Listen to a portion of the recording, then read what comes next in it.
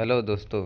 आज हम लीला मुखर्जी और एस धनपाल के बारे में पढ़ेंगे जो एग्ज़ाम के दृष्टि से अति महत्वपूर्ण है। लीला मुखर्जी, इनका समय है 1916 से 2003। लीला मुखर्जी का जन्म कब और कहाँ हुआ था? तो इनका जन्म 1916 में सिंध प्रांत पाकिस्तान में हुआ था। लीला मुखर्जी के अधिकांश मूर्ति शिल्प किस कला से प्रभावित हैं? तो जनजातीय कला से। इनके जो मूर्ति शिल्प हैं वो जनजातीय कला से प्रभावित हैं। लीला मुखर्जी किस प्रसिद्ध भित्ति कलाकार की पत्नी हैं? तो ये विनोद बिहारी मुखर्जी की पत्नी हैं। लीला मुखर्जी ने अपनी कला शिक्षा कहाँ से संपन्न की? तो ये अपनी शिक्षा शांति निकेतन से की। शांति निकेतन से शिक्षा प्राप्त करने वाली पहली महिला कलाकार कौन थी? तो लीला मुखर्जी। लीला मुखर्जी किस लिए प्रसिद्ध हैं? समकालीन मूर्तिकार के रूप में। ये समकालीन मूर्तिकार के रूप में प्रसिद्ध हैं। प्रसिद्ध शिल्पकार मृणालिनी मुखर्जी किस कलाकार की पुत्री हैं? तो लीला मुखर्जी की। लीला मुखर्जी का निधन कब और कहाँ हो गया? तो इनकी मृत्यु 2003 में दिल्ली में हो गई। इनके प्रमुख मूर्ति शिल्प हैं फिगर लिफ्टिंग फुट, युगल, मदर एंड चाइल्ड, जो इन्होंने ब्रांज में बनाया है। अगला कलाकार है एस धनपाल। इनका समय है 1916 से 2000।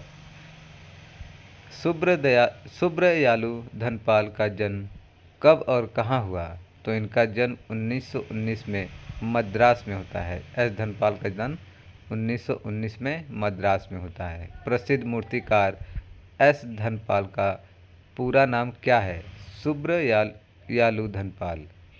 सुब्रयालु धनपाल ने अपनी कला शिक्षा कहाँ से प्राप्त की? तो इन्होंने अपनी कला शिक्षा government college of arts and craft Madras से की है।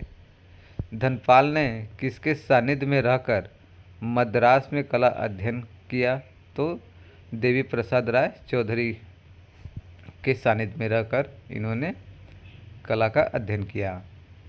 सुब्रयालु धनपाल को कब मद्रास कला विश्वविद्यालय के मूर्ति कला विभाग का विभागाध्यक्ष नियुक्त किया गया? तो वर्ष 1957 में इन्हें मद्रास कला विद्यालय का विभागाध्यक्ष नियुक्त किया गया। सुब्रयालु धनपाल किस लिए जाने जाते हैं? ये मूर्तिकार के रूप में जाने जाते हैं। सुब्रयालु धनपाल ने किस तकनीकी माध्यम में चित्रकारी की? तो जल रंग तकनीक में। अकादमिक यथार्थवाद की परंपरा को ताड़ने वाले देश के प्रथम शिल्पकार कौन थे? तो सुब्रयालु धनपाल थे।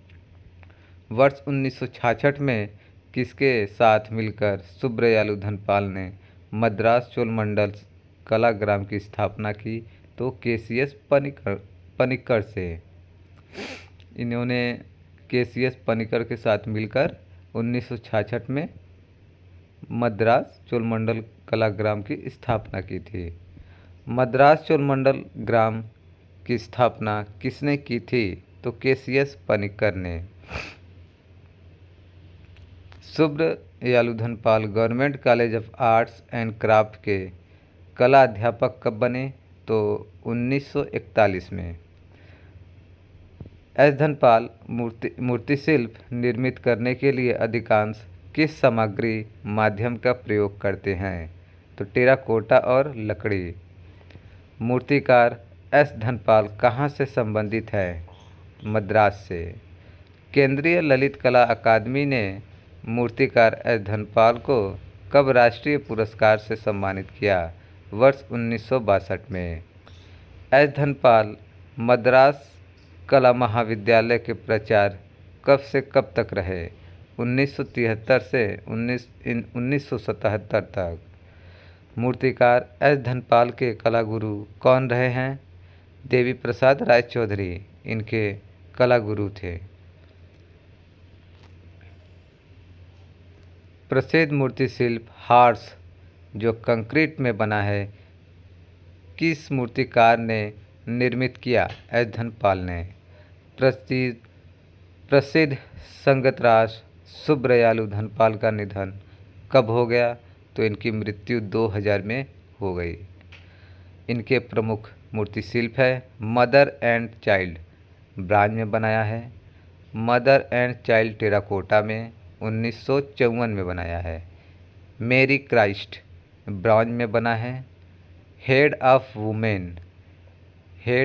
वुमेन को टेराकोटा में 1955 में बनाया था, नमाज प्लास्टर ऑफ पेरिस में बना है 1957 में, थ्री फिगर्स ब्रॉन्ज में बना है 1961 में।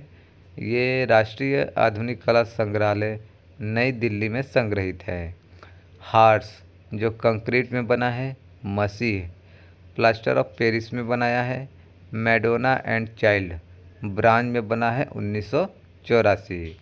तो ये कलाकार थे जो एग्ज़ाम के दृष्टि से अति महत्वपूर्ण थे।